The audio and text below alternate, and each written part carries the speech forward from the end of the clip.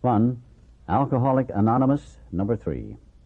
Pioneer member of Akron's Group Number 1, the first AA group in the world. He kept the faith, therefore he and countless others found a new life. One of 5 children, I was born on a Kentucky farm in Carlisle County. My parents were well-to-do people, and their marriage was a happy one. My wife, a Kentucky girl, came with me to Akron, where I completed my course in law at the Akron Law School. My case is rather unusual in one respect. There were no childhood episodes of unhappiness to account for my alcoholism. I had seemingly just a natural affinity for grog. My marriage was happy, and as I have said, I never had any of the reasons, conscious or unconscious, which are often given for drinking. Yet, as my record shows, I did become an extremely serious case. Before my drinking had cut me down completely, I achieved a considerable measure of success, having been a city councilman for 5 years and a financial director of Kenmore, a suburb later taken into the city itself. But, of course, this all went up the spout with my increased drinking. So, at the time Dr. Bob and Bill came along, I had about run out of my strength. The first time that I became intoxicated, I was 8 years old. This was no fault of my father or mother, as they were both very much opposed to drinking.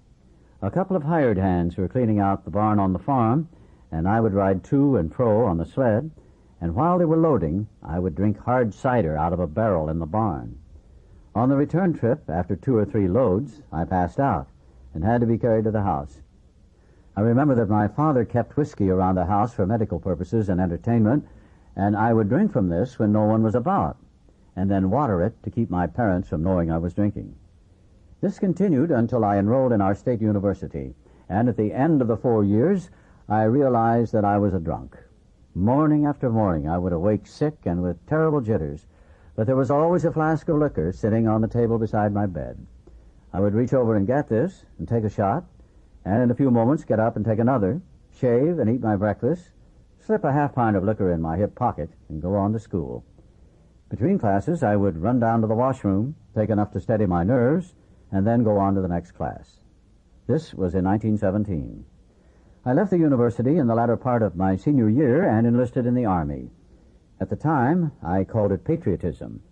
Later, I realized that I was running from alcohol.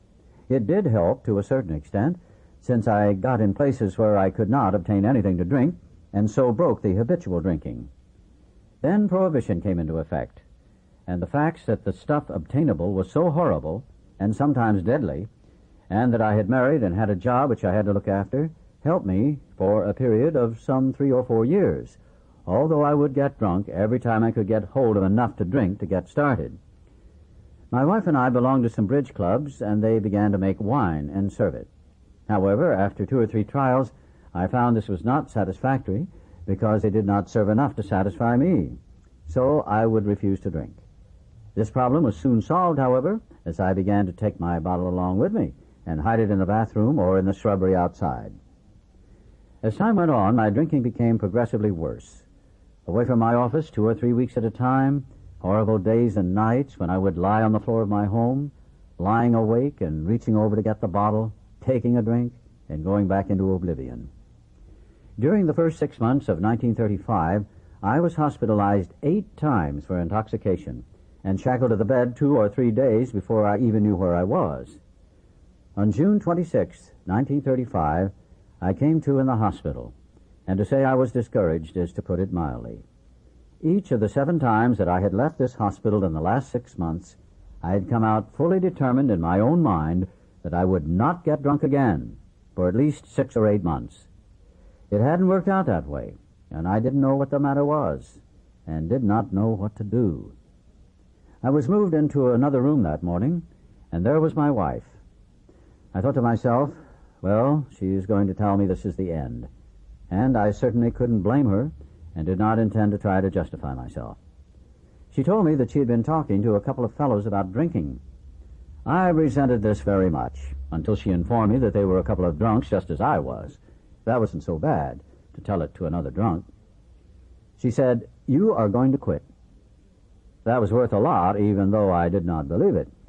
Then she told me that these 2 drunks she had been talking to had a plan, whereby they thought they could quit drinking, and part of that plan was that they tell it to another drunk. This was going to help them to stay sober. All the other people that had talked to me wanted to help me, and my pride prevented me from listening to them and caused only resentment on my part. But I felt as if I would be a real stinker if I did not listen to a couple of fellows for a short time, if that would cure them. She also told me that I could not pay them even if I wanted to and had the money, which I did not. They came in and began to give me instructions in the program, which later became known as Alcoholics Anonymous. There was not much of it at that time. I looked up, and there were two great big fellows, over 6 feet tall, very likable looking. I knew afterwards that the two who came in were Bill W. and Dr. Bob. Before very long, we began to relate some incidents of our drinking, and naturally, pretty soon, I realized both of them knew what they were talking about, because you can see things and smell things when you're drunk that you can't other times, and if I had thought they didn't know what they were talking about, I wouldn't have been willing to talk to them at all. After a while, Bill said, "Well now, you've been talking a good long time. Let me talk for a minute or two." So, after hearing some more of my story, he turned around and said to Doc, I don't think he knew I heard him, but I did. He said, "Well, I believe he's worth saving and working on." They said to me, "Do you want to quit drinking? It's none of our business about your drinking. We're not here trying to take any of your rights or privileges away from you, but we have a program whereby we think we can stay sober. Part of that program is that we take it to someone else that needs it and wants it. Now, if you don't want it, we'll not take up your time, and we'll be going and looking for someone else." The next thing they wanted to know was if I thought I could quit of my own accord, without any help, if I could just walk out of the hospital and never take another drink. If I could, that was wonderful. That was just fine. And they would very much appreciate a person who had that kind of power. But they were looking for a man that knew he had a problem, and knew that he couldn't handle it himself and needed outside help. The next question they wanted to know was if I believed in a higher power. I had no trouble there, because I had never actually ceased to believe in God and had tried lots of times to get help, but hadn't succeeded. The next thing they wanted to know was, would I be willing to go to this higher power and ask for help, calmly and without any reservations? They left this with me to think over, and I lay there on that hospital bed and went back over and reviewed my life. I thought of what liquor had done to me, the opportunities that I had discarded, the abilities that had been given me, and how I had wasted them. And I finally came to the conclusion that if I didn't want to quit, I certainly ought to want to, and that I was willing to do anything in the world to stop drinking. I was willing to admit to myself that I had hit bottom, that I had gotten hold of something that I didn't know how to handle by myself.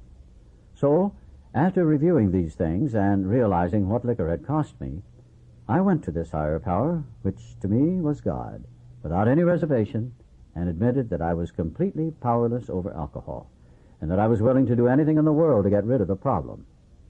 In fact, I admitted that from now on, I was willing to let God take over instead of me.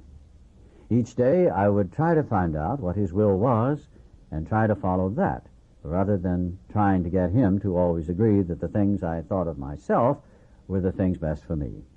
So, when they came back, I told them. One of the fellows, I think it was Doc, said, "Well, you want to quit?" I said, "Yes, Doc, I would like to quit, at least for 5, 6, or 8 months until I get things straightened up and begin to get the respect of my wife and some other people back and get my finances fixed up and so on." And they both laughed very heartily and said, "That's better than you've been doing, isn't it?" Which, of course, was true. They said, "We've got some bad news for you. It was bad news for us, and it will probably be bad news for you. Whether you quit 6 days, months, or years, if you go out and take a drink or two, you'll end up in this hospital, tied down, just like you have been in these past 6 months. You are an alcoholic." As far as I know, that was the first time I had ever paid any attention to that word. I figured I was just a drunk. And they said, "No, you have a disease, and it doesn't make any difference how long you do without it. After a drink or two, you'll end up just like you are now." That certainly was real disheartening news at the time. The next question they asked was, "You can quit 24 hours, can't you?" I said, Sure, yes, anybody can do that for 24 hours. They said, that's what we're talking about, just 24 hours at a time. That sure did take a load off my mind. Every time I'd start thinking about drinking, I would think of the long, dry years ahead without having a drink. But this idea of 24 hours, that it was up to me from then on, was a lot of help. At this point, the editors intrude just long enough to supplement Bill D.'s account, that of the man on the bed with that of Bill W., the man who sat by the side of the bed. Says Bill W., 19 years ago last summer, Dr. Bob and I saw him, Bill D., for the first time. Bill lay on his hospital bed and looked at us in wonder. 2 days before this, Dr. Bob had said to me, if you and I are going to stay sober, we had better get busy. Straightway, Bob called Akron City Hospital and asked for the nurse on the receiving ward. He explained that he and a man from New York had a cure for alcoholism. Did she have an alcoholic customer on whom it could be tried? Knowing Bob of old, she jokingly replied, well, doctor, I suppose you've already tried it yourself. Yes, she did have a customer, a dandy. He just arrived in DT's, had blacked the eyes of 2 nurses, and now they had him strapped down tight. Would this one do? After prescribing medicines, Dr. Bob ordered, put him in a private room. We'll be down as soon as he clears up. Bill didn't seem too impressed. Looking sadder than ever, he wearily ventured, well, this is wonderful for you fellows, but it can be for me. My case is so terrible that I'm scared to go out of this hospital at all. You don't have to sell me religion either. I was at one time a deacon in the church, and I still believe in God, but I guess he doesn't believe much in me. Then Dr. Bob said, well, Bill, maybe you'll feel better tomorrow. Wouldn't you like to see us again? Sure I would, replied Bill. Maybe it won't do any good, but I'd like to see you both anyhow. You certainly know what you're talking about. Looking in later, we found Bill with his wife Henrietta. Eagerly he pointed to us, saying, these are the fellows I told you about. They are the ones who understand. Bill then related how he had lain awake nearly all night. Down in the pit of his depression, new hope had somehow been born. The thought flashed through his mind, if they can do it, I can do it. Over and over he said this to himself.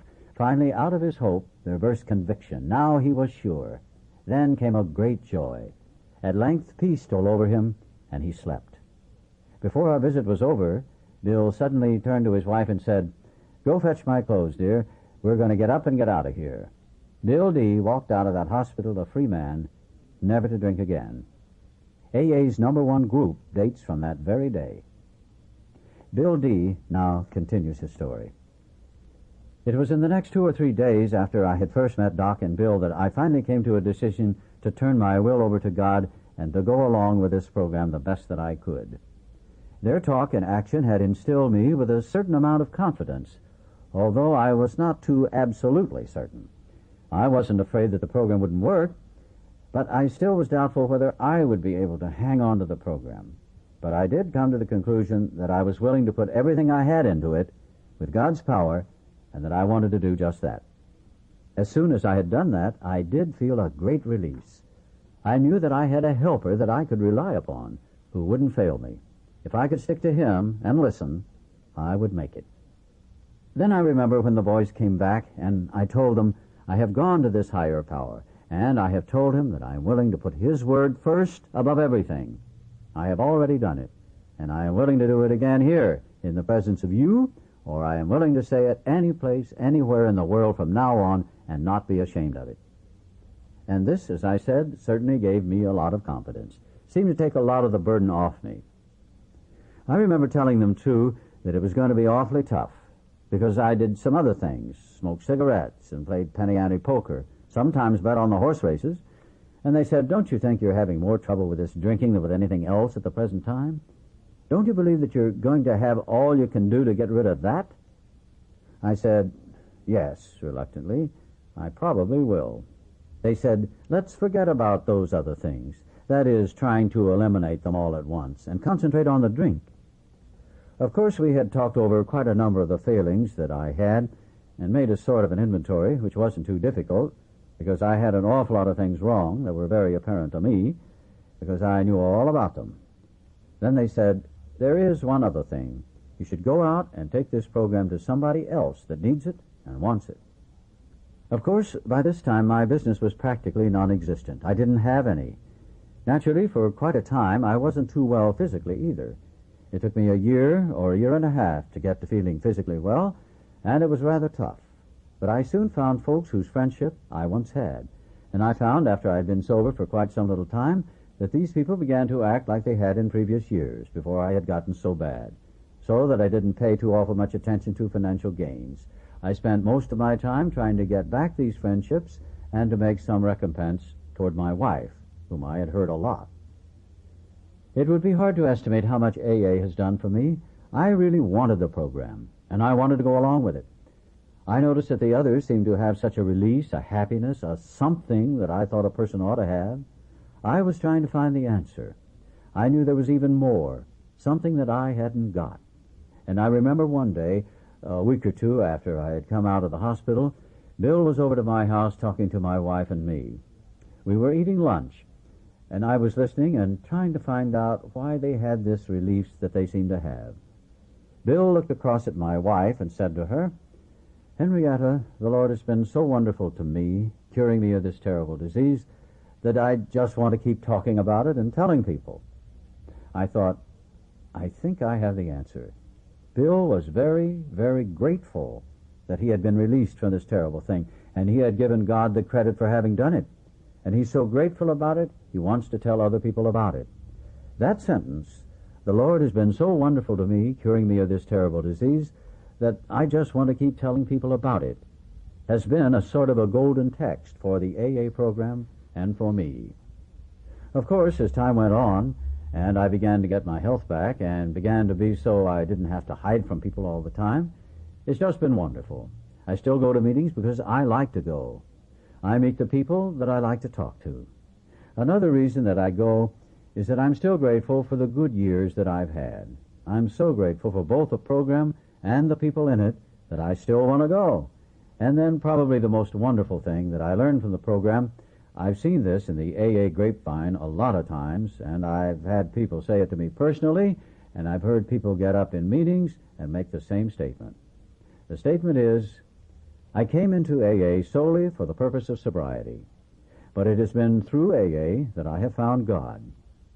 I feel that is about the most wonderful thing that a person can do.